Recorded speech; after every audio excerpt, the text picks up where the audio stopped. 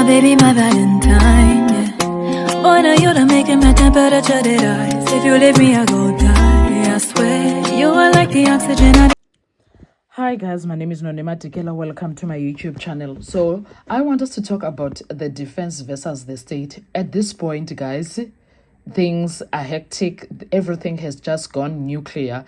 Everything has become the borders of Ukraine, Russia, the borders of America, Japan, Iran, Iraq, Israel. It's a war. It's a war. Everything is a battlefield. It's tight. No one is going to lie and say things are looking good. No, in fact, they are not looking good for the state. The frustration is visible when it comes to Baloyi and his colleague Sibanda, because right now things are not looking good. Before we get into that, guys, please make sure you do not forget to like, to share, to comment, and most importantly, please make sure you are subscribed on the channel. Please make sure you are watching the videos up until the end and you are watching the ads that are coming through. When you are doing that, you'll be supporting this channel financially and in numbers. Thank you so much. I really appreciate you. Now, I have those people that are always asking, how can I do my super thanks? I don't know how to do my super thanks. I'm going to be putting the banking details here on the screen so you can use them. Thank you so much. Now let's get into the video of today. One thing that has come to light now for everyone to see, and there's nothing that Baloyi or whoever else, the judge, can say about that. When it comes to case 636, it's sitting on weak pillars and there's nothing that we can do. The defense, there is people that will always say the defense must prove innocence. That line is a trap, but at the same time, we understand why they say that. Yes, in South African law, the burden never shifts. The state must prove guilty beyond reasonable doubt. The defense does not have to prove innocence. What is happening and where we are today, the defense is now actively presenting an alternative version. They are weaponizing the state case or the state's case own contradictions. That's not proving innocence per se. That's creating reasonable doubt using the state's own broken record. Now, the defense, someone else may say the defense is now playing dirty. No, that's not quite.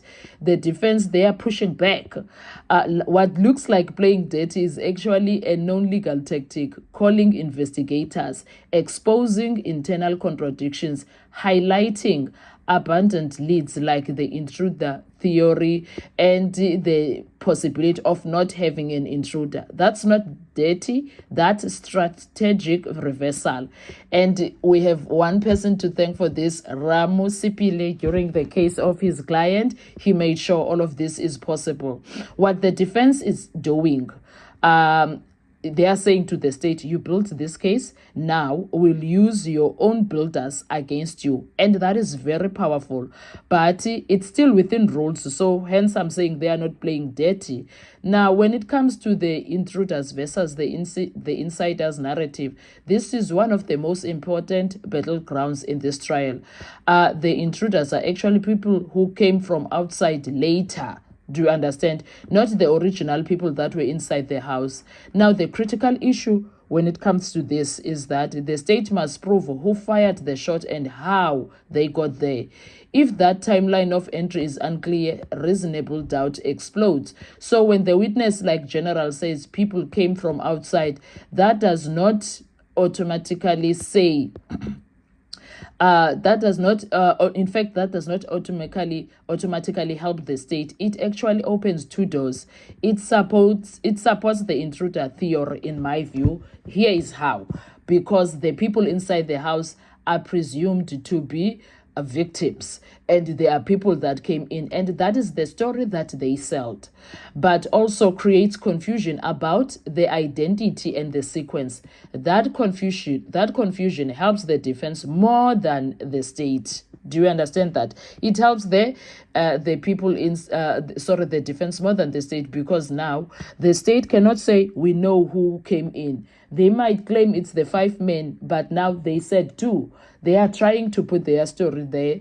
The defense is like perhaps there were people that came in, but who were the people that were first sitting inside the house? It was Kelly, her mother, her sister Zandile, Mtokozisi, who's Senzo's friend, Tumelo Madlala, who is also Senzo's best friend, and Senzo himself and Kelly's two children, the one that she shares with Jub Jub and the one that she shares with Senzo Mayu. So possibilities are Longwe and whoever are the ones that were intruders there, because they were not part of the people that were inside from the onset. Do you understand? So when Lishebane says, I believe the intruder story, it does not automatically say it's someone that the Kumalo people did not know. It doesn't. Look at how they went for Zamokuhle Mbata to say he was the intruder. It means it's someone that they know. It is someone that they know. Exactly. It tells a story, even that one alone. It is someone that they know. Now, there is also another issue that keeps coming back here, that Baloyi's strategy when it comes to cross-examination, clearly using prior statements versus oral testimony of the general, trying to lock the witness into contradictions, setting traps through sequencing.